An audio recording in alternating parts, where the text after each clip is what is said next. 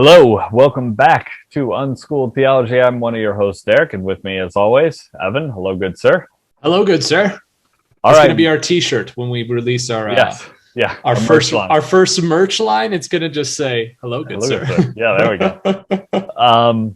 All right. So we are going to finish up. So we're not going to finish up the entire creation narrative, but we're going to finish up chapter 1, and we'll talk a little bit about that split up with chapter 2 next Excellent. time here. Excellent. So real quick, we will be reading Genesis 1:31. And God saw everything that he made, and behold, it was very good. And there was evening, and there was morning the sixth day. So we have so far been ending each day, although we did those all in one episode, asking the question, what was brought from darkness into light, that sort of evening into morning thing, and what have we learned about God's order? And so this day, I think there's several important revelations about God's order. We use the word "very." Yes. That's I don't know what part of speech that is, but yeah, we use the word "very." Yes, we did. We will get to that actually at the end of this episode. I think we're going to talk about that again. Excellent. But yes, okay. Several important revelations on this day. First, we see the idea of the higher and lower ordered parts of creation, right? Man made to rule over the animals. So that is one of the first things I think we take away from this. We talked about that a little bit last episode, because I think we can make a case here. We see as man being created to take this certain role, right? But man not yet fulfilling that role. And that is why we see a little bit of a difference between what God created man to be and the command to man. And the command to man sort of says, hey, you're not yet here. Get yourself to this point, right? This point where you're above the animals. Get yourself to this point where you have dominion over them, where you do rule over them. So we see that. Actually, that's quick tangent. I find that interesting, actually, that if we think of that, and then we think of the idea of Noah overseeing all of the animals on the ark, that kind of is a position of dominion over all. That's an arrival. That sort of signifies man's arrival to that point. So, okay, that just struck me. It was a bit of a tangent, but yeah, I wanted to note that, I guess. Yeah, that's interesting. It's a moment of maturity. Yeah. Then we also see man as being meant to fulfill this role as the image of God. And so we talked about that being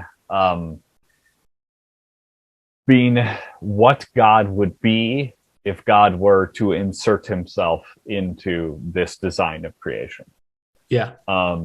And so that, I think, for me personally, is the most significant revelation of the Old Testament.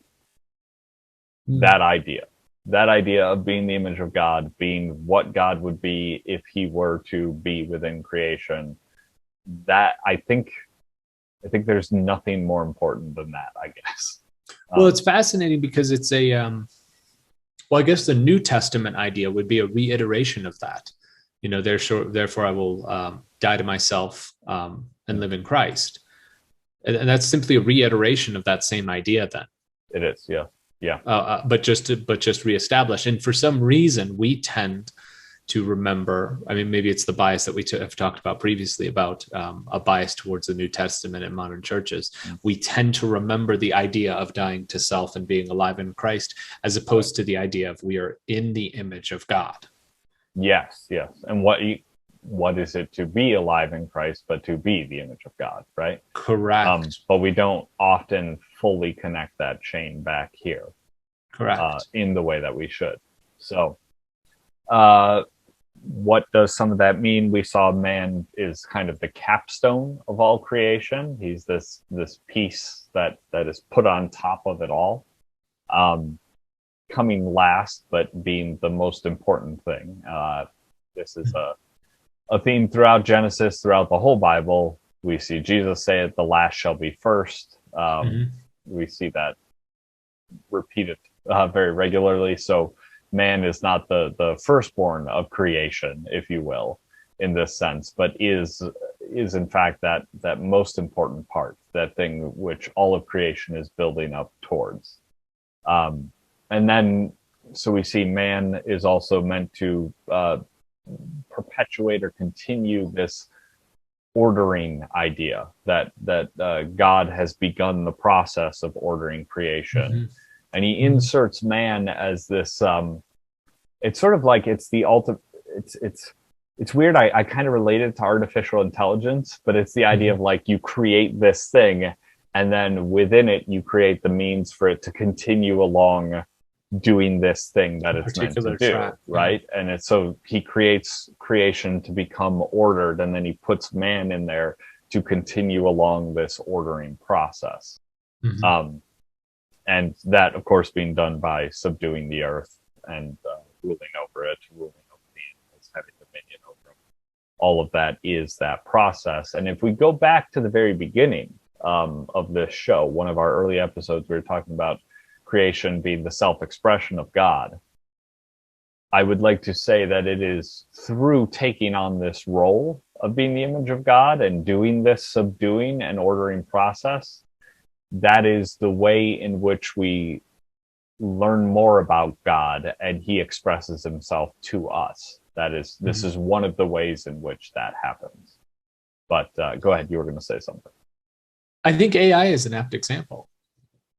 Because AI, if you look at the fears surrounding AI too, is aside from the economic impacts that everyone is afraid of with AI, the other one, the more dystopian novel style AI fears are AI going off in the wrong direction, and that is potentially what you see in humanity, is that if we are devoid of the intention and the design that God has directed us towards, we're the equivalent of that. We're the AI that's going in the wrong direction and corrupting everything in our path because of that.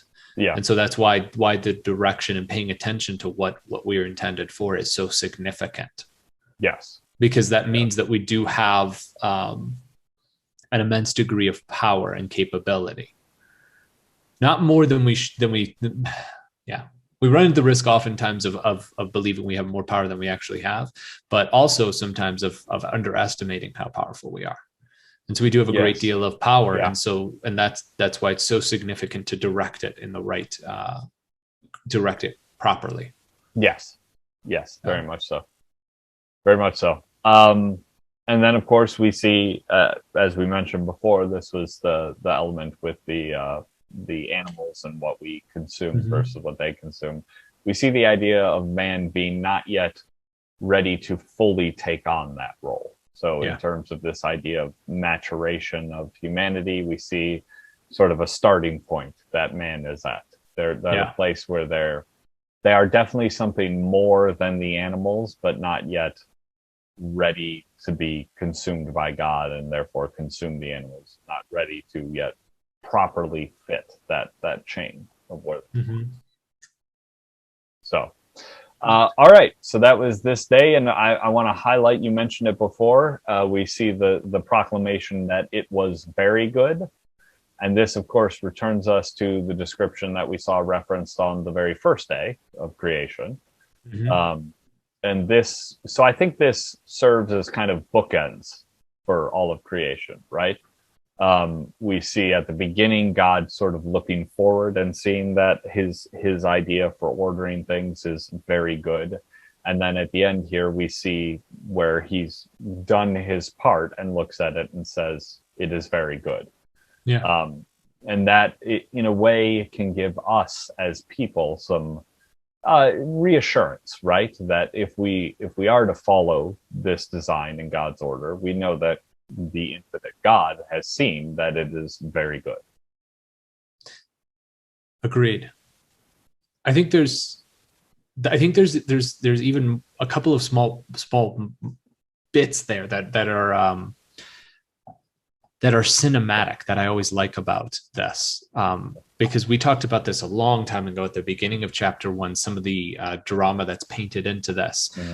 Even though it's such a lot of things in early Genesis are so to the point, they can't, due to economy of space, they can't translate that eloquent of a message through things, but there are some small things that come through.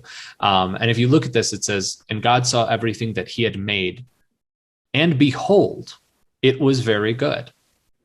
The inclusion of that word even there, and behold, which I don't know how that's translated in Hebrew, but the idea that little accent is put in there, you get a different image than on all the rest of the other days. You get this different image of God looking back at his work and saying, okay, that was good. Okay, that was good. Okay, that was good. You get this image of a step back, look around at everything that has occurred, the grandeur of the earth and all of that he has created. Yeah, the full mosaic of creation. Exactly. And a moment of a pause, and behold, it was not just good, it was very good. It was beyond all of the other things. It wasn't checking the boxes, making sure we're going in the right direction.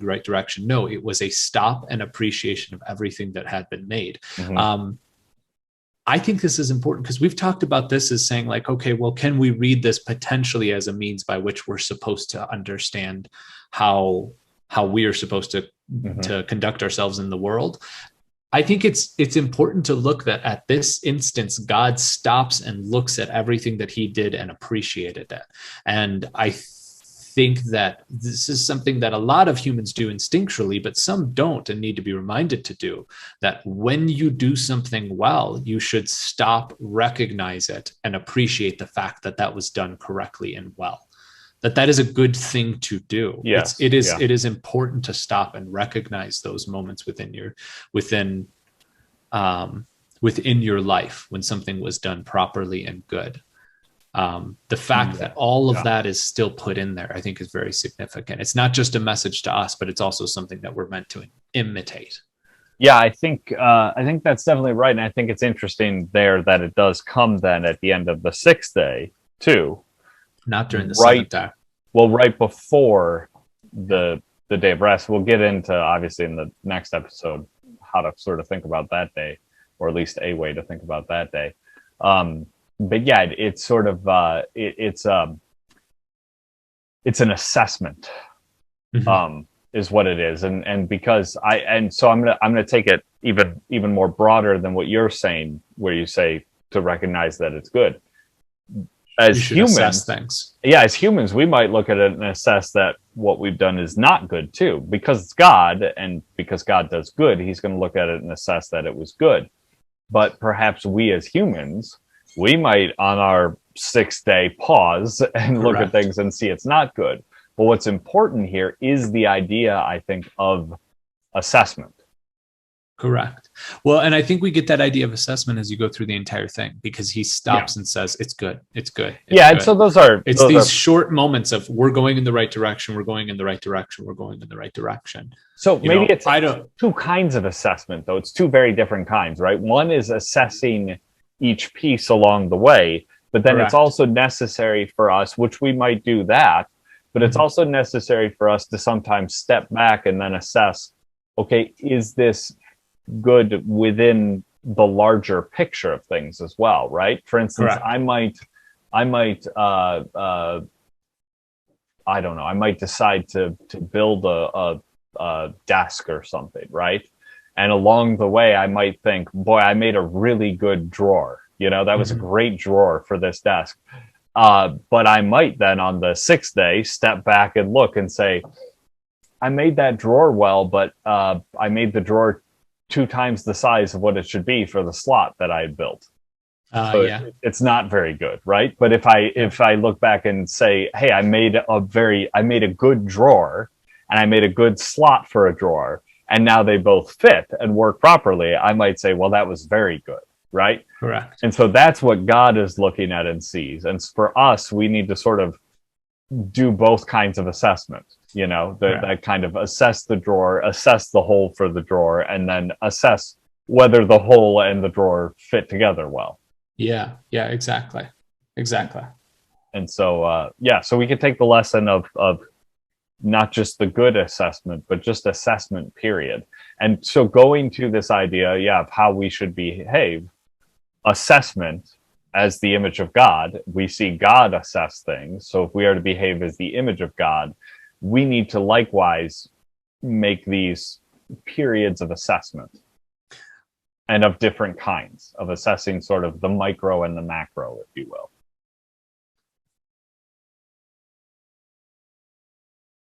I think it's important, though, to very clearly emphasize, almost for psychological sake, the importance of the good assessment.